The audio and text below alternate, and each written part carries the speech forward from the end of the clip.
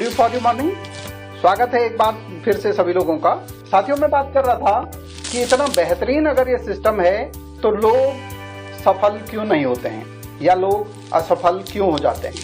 आज तो बहुत सारे अचीवर्स हिंदुस्तान के अंदर हैं। हमारे हर स्टेट में, हर जिले में कहीं ना कहीं कोई ना कोई डायरेक्ट सेलिंग का अचीवर आपको मिल जाएगा, लेकिन उसके बावजूद भी सब लोग कामयाब क्यों नहीं होते हैं। पहला जो कारण है वो कारण है अवास्तविक उम्मीदें।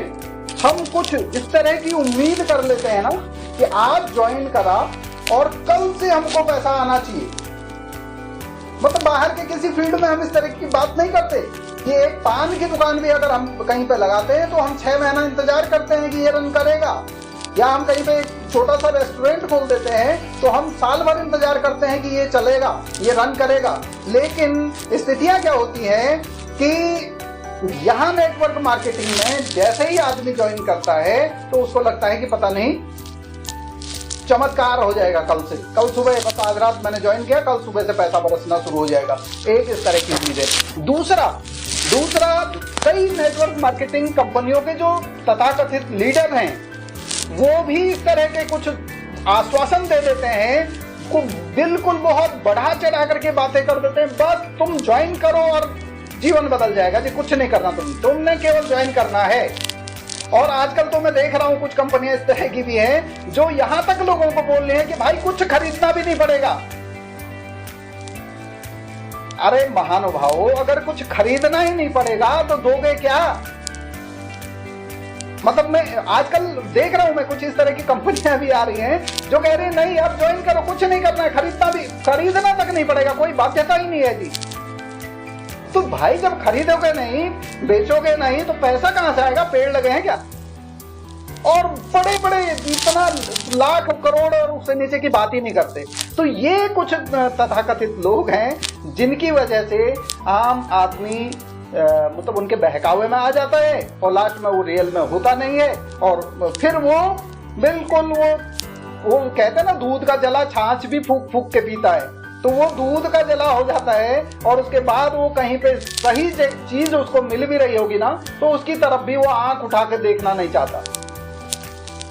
हम हंस हर्बल का इतना बेहतरीन प्लेटफॉर्म के बारे में उससे बात करते हैं तो वो कहता नहीं, ऐसे ठगने वाले बहुत हैं। तो ये जो अवास्तविक उम्मीदें हैं ये दो तरफ से होती हैं। एक तो उस आदमी की तरफ से जो ज्वाइन हुआ है कि वो अनायास ही चाहता है कि नहीं यहाँ तो बस तुरंत होना चाहिए, तो तुरंत कहीं कुछ नहीं होता है। और दूसरे वो लोग भी इसके लिए जिम्मेदार हैं जो लोगों को झूठे सपने दिखाते हैं, झूठे वादे कर देते हैं, बिना काम किए मिल जाएगा। साहब कहाँ से मिलेगा भाई? दुनिया में फ्री कुछ नहीं है साहब। और जो फ्री है ना उसकी हम कीमत ही नहीं समझते हैं। जो चीजें फ्री है, ये हमारा शरीर फ्री मिला हुआ है, हमारी जुबान फ्री मिली हुई है, हमारा दिमाग फ्री मिला हुआ है, हवा, पानी, प्रकाश, ये सब फ्री मिले हुए हैं। तो फ्री अगर देने की किसी की ताकत है तो वो केवल प्रकृति है, वो परमात्मा है, वो केवल फ्री दे सकता है। अगर इंसान ये बात करने लग जाएंगे कि हम फ्री में देंगे तो बिल्कुल 100% झूठ है। ये बात समझ लीजिए आप, कोई किसी को फ्री में कुछ नहीं देता। वो समझते हैं लॉटरी का टिकट है जी, हमने बस ज्वाइन कर लिया, रजिस्ट्रेशन कर लिया, बस पैसा आ जाएगा। लॉटरी में भी तो सबको थोड़ी आता है, लाखों में से एक आदमी की लॉटरी खुलती है। तो ये एक बहुत बड़ा कारण है अवास्तविक उम्मीदें, इसको मैं कहता हूं कि जो हम लोगों को देते हैं या फिर लोग हमसे लगा लेते हैं। और वो कारण होता है कि कुछ दिन बाद जब उनको लगता है कि नहीं, 4 दिन, 6 दिन, 2 महीने, 3 महीने में कुछ नहीं मिला और वो छोड़ के चले जाते हैं और नहीं कर पाते। दूसरे कारण की मैं अगर बात करूं तो दूसरा कारण है कि ये जो सिस्टम है ना हमारा, इसमें इन्वेस्टमेंट कुछ है ही नहीं। भाई सिंपल शॉपिंग करते हैं हम लोग, पैसा देते हैं, सामान लेते हैं, तो इन्वेस्टमेंट तो है ही नहीं कहीं कुछ। और इन्वेस्टमेंट नहीं है तो इसमें अवांछित तरह के लोग भी आ जाते हैं। अवांछित तरह के इसलिए कह रहा हूं कि उनके ना कोई सपने हैं, ना कोई ड्रीम है, ना कुछ, वो बस हमने पकड़ा और ज्वाइन कर दिया। और वो हम जैसे कई लोग ऐसे भी होते हैं हम में से कि जिनको बस केवल यह है कि नहीं बस मेरा एक ज्वाइनिंग हो जाएगी, 200 रुपए आ जाएगा, 1000 रुपए आ जाएगा, 500 रुपए आ जाएगा, जो भी है। और हम उसको पूरी वास्तविकता नहीं बता पाते और वो केवल कम लागत के कारण बिजनेस में आ तो जाता है, लेकिन बिजनेस उसको हम उसको पूरी तरह से बता नहीं पाते हैं, समझा नहीं पाते हैं और वो बहुत जल्दी क्विट कर लेता है। तो जो हमारा सिस्टम कहता है कि ज्वाइन करने के बाद प्रॉपर स्टार्टअप उस व्यक्ति का करना चाहिए। अगर उन सारी प्रक्रियाओं को हम सही तरीके से करते हैं तो फिर ये नौबत नहीं आएगी। तो इसलिए भी लोग फेल होते हैं कि कोई भी आ जाता है, कोई भी शुरू कर देता है और सब चीज़ें सबके बस की होती भी नहीं है। मतलब अगर हम चाहें कि 100% लोग MLM में कामयाब हो जाए तो असंभव है, ये नहीं हो पाएगा। सफलता का रेशियो वो प्राकृतिक है, वो उतना ही रहेगा।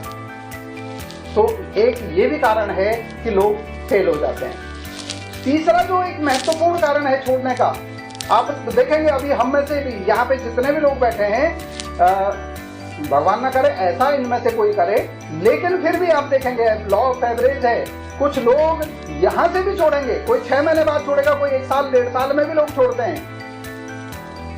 तो ये मैं आपको इसीलिए पहले ही आगाह कर दे रहा हूं कि ऐसी नौबत कभी आती है तो बिल्कुल अपलाइन से संपर्क करें, बिना अपलाइन से संपर्क करे कोई भी डिसीजन ना लें, चाहे करने का या छोड़ने का। संपर्क करें और जानकारी हमेशा ऐसे लोगों से लें जो उसके एक्सपर्ट हैं। अब आप देखिए साहब, एक ऑपरेशन होता है ना, ऑपरेशन कौन करता है? डॉक्टर। और क्या काम करता है? बाहर से दिखता क्या है कि काटता है कैंची से और सिलता है सुई से, सिंपल, इतना ही करता है सर। मतलब डॉक्टर ऑपरेशन करते हुए अगर हमने कभी देखा होगा, चाहे टीवी में देखा होगा या सामने देखा होगा, तो हम क्या देखते हैं कि कैंची से काटता है और सुई से सिल देता है, यही तो दिखता है बाहर से हमको। तो ये तो मेरे पड़ोस में यहाँ पे एक दर्जी है, उसके पास भी बहुत अच्छी कैंची है, वो काटेगा सिल देगा, क्या दिक्कत है? ऑपरेशन तो हो गया। अब समझने की बात यही है साहब कि वो जो ऑपरेशन हमको दिख रहा ना, काटना और सिलना, उसके बीच एक प्रक्रिया है, वो प्रक्रिया हमको नहीं दिखती है। अब यही सबसे बड़ी राज की बात है। यहाँ समस्या क्या हो जाती है कि हम वो वास्तविक बात को तो समझ ही नहीं पाते या समझा ही नहीं पाते और या समझने की कोशिश नहीं करते। बाहर से जो दिख रहा है उसी को देखते हैं और बस किसी को भी पूछ लेते हैं। अब सब्जी वाले को पूछ रहे हैं साहब नेटवर्क मार्केटिंग करनी है कि नहीं करनी है, या टेलर को पूछ रहे हैं नेटवर्क मार्केटिंग कैसी है साहब, तो क्या बताएंगे वो लोग? भाई आप इंजीनियर को भी पूछेंगे या टीचर को पूछ लेंगे या प्रिंसिपल साहब बैठे हैं यहाँ पे, इनको पूछ लेंगे, अगर इनको नेटवर्क मार्केटिंग इन्होंने नहीं करी है तो क्या बताएंगे? मैं टीचर हूं, मैं क्या बताऊंगा? नहीं बता सकता। तो नेटवर्क मार्केटिंग के बारे में अगर जानना है तो उनसे पूछिए जो नेटवर्क मार्केटिंग के विशेषज्ञ हैं, जो कर चुके हैं, जो उसमें सफल हैं। भाई आप किस डॉक्टर से अपने बच्चे का इलाज करना चाहेंगे? आप अपने परिवार के लोगों का इलाज किस डॉक्टर से करना चाहेंगे? जो पूरी तरह से परफेक्ट है या थोड़ा बहुत, जिसने थोड़ा बहुत सीखा हुआ है? स्पेशलिस्ट के पास हम लोग जाना चाहते हैं। तो यहाँ भी लोग उनके साथ जुड़ना चाहेंगे, उनके साथ रहना चाहेंगे, उन लोगों से हमको पूछना चाहिए जो इसके स्पेशलिस्ट हैं। तो साथियों, मैं एक निवेदन ये भी करूंगा कि अगर हमको नेटवर्क मार्केटिंग में बड़ी कामयाबी चाहिए तो हमको भी स्पेशलिस्ट बनना पड़ेगा, तभी लोग हम पे भरोसा करेंगे। नहीं तो कोई भी अपना जीवन हमारे हाथ पे सौंप दे, हम चाह तो ये रहे कि लोग अपना जीवन हमारे हाथ पे सौंप दें, हम उनका भविष्य बनाएंगे, लेकिन हमको ही पता नहीं करना क्या है।